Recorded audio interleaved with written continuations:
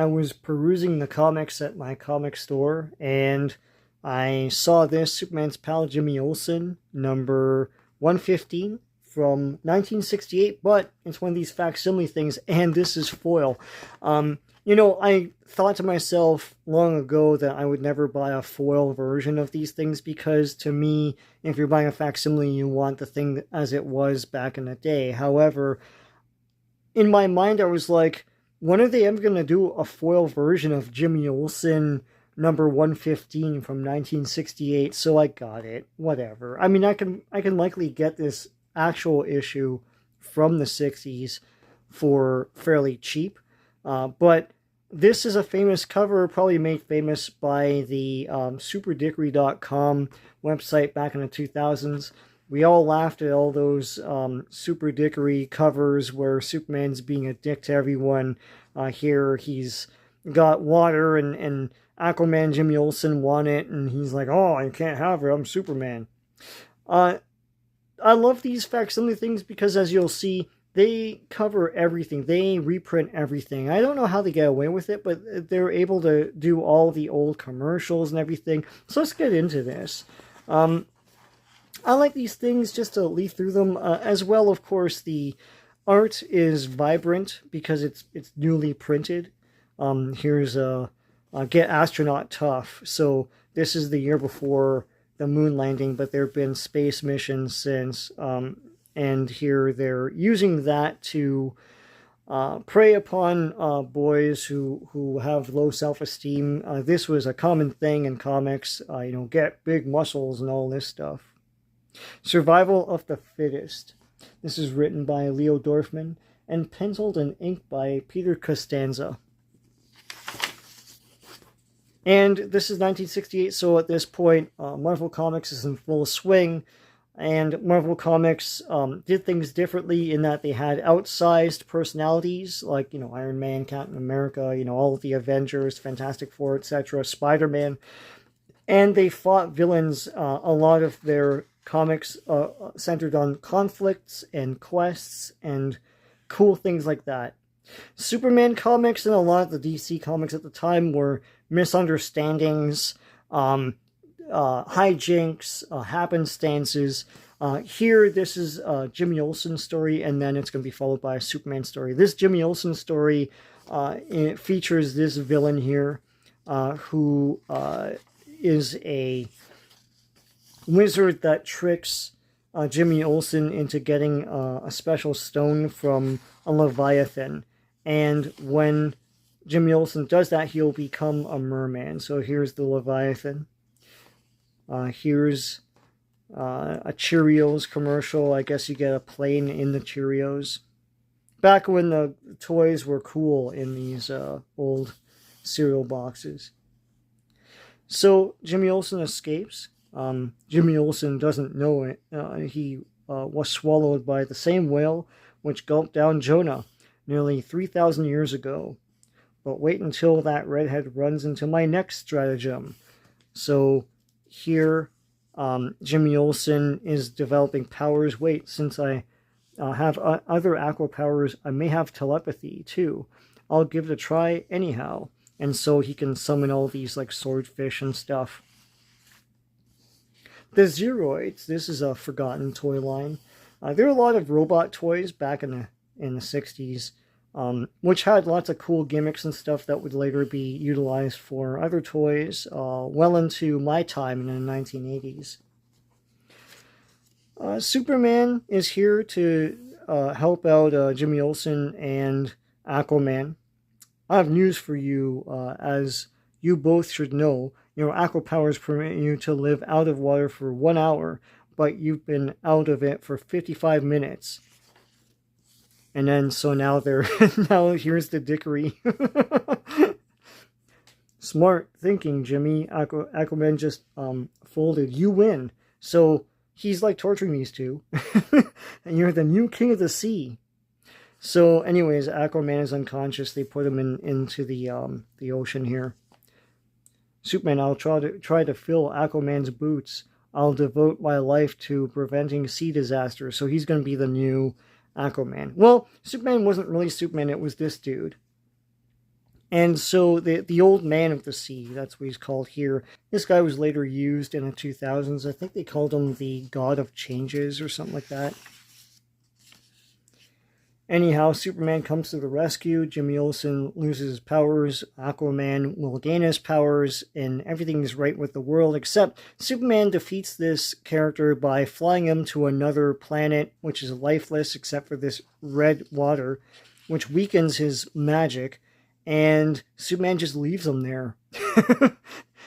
This guy's like, I can't even transform it into the blue water of Earth's seas. And Superman's like, fine. The red will keep reminding you of the red-headed hero who ended your red-handed career.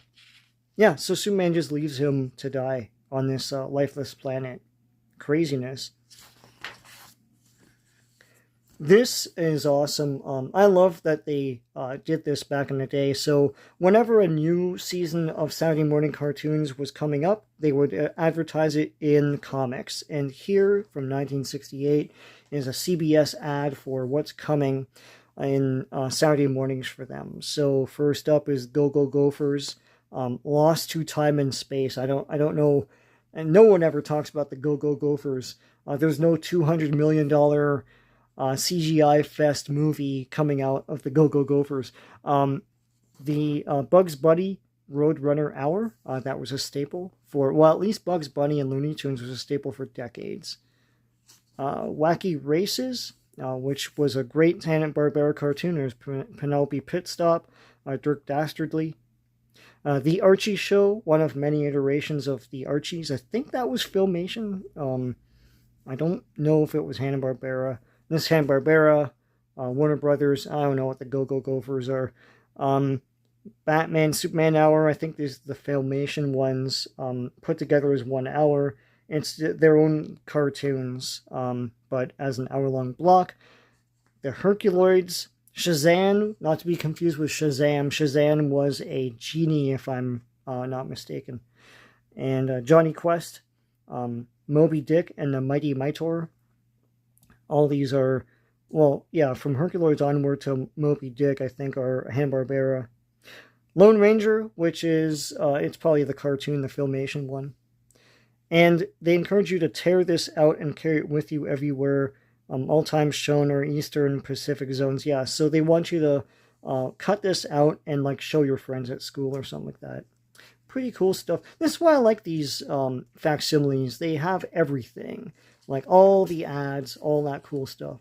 Here's Super Turtle, a forgotten DC character, because he would just be in here for filler. They have these tiny, jokey comics with Super Turtle or somebody, and they would just appear in 60s comics at the time.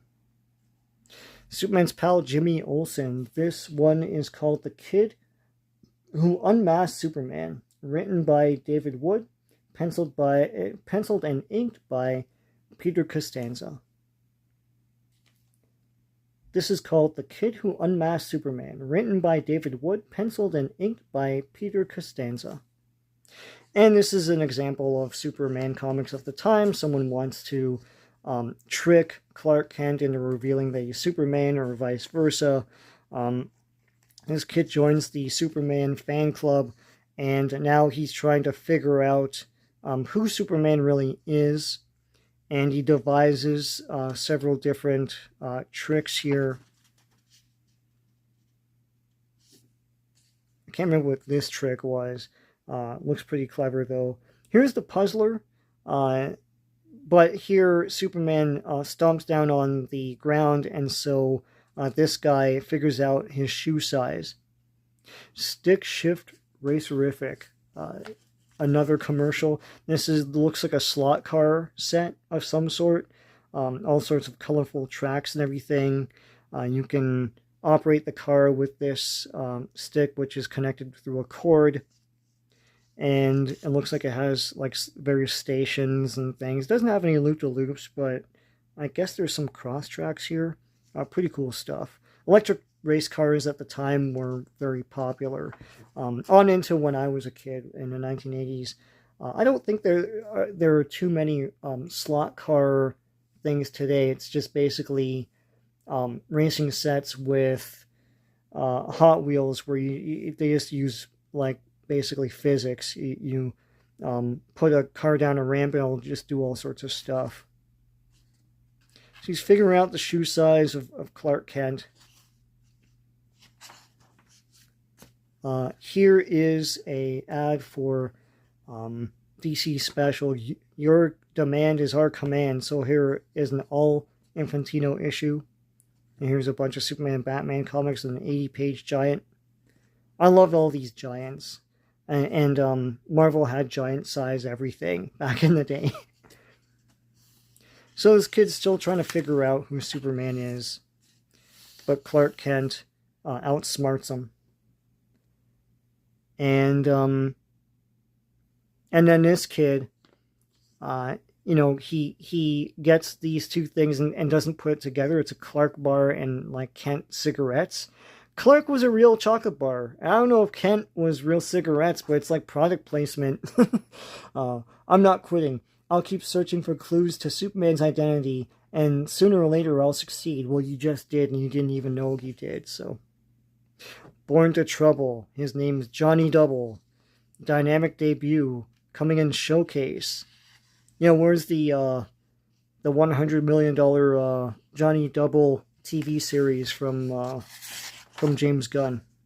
So, Jimmy Olsen's pen pals, this is their letters page at the time. And this is one of those buy a bag of like figurines type of thing. So it's like gold crown. That's pretty cool. I wonder what these look like. And they tell you what you get. Drawbridges and all sorts of stuff. I'm going to look this up. And also Cannonball, some sort of fort rating thing. Pretty cool. 2 forts. They probably look like crap, but like I wouldn't mind looking this up as well. Oh, another one. 132 Roman soldiers.